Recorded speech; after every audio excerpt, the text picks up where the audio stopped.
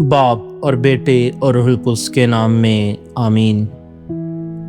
ہمارے مذہب کا بھید بہت گہرا ہے۔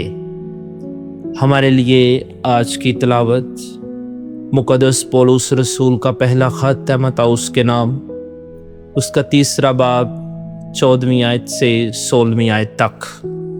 اگرچہ مجھے امید ہے کہ جلد تیرے پاس آؤں، تاہم یہ باتیں تجھے اس لیے لکھتا ہوں کہ اگر آنے میں دیر ہو تو تجھے معلوم ہو کہ خدا کے گھر یعنی زندہ خدا کی کلیسیا میں جو حق کا ستون اور بنیاد ہے، کیوں کر گزران کرنی چاہیے۔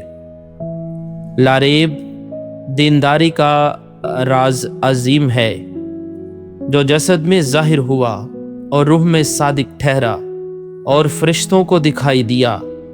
غیر قوموں میں اس کی منادی ہوئی اور دنیا میں ایمان لایا گیا اور جلال میں اوپر اٹھایا گیا۔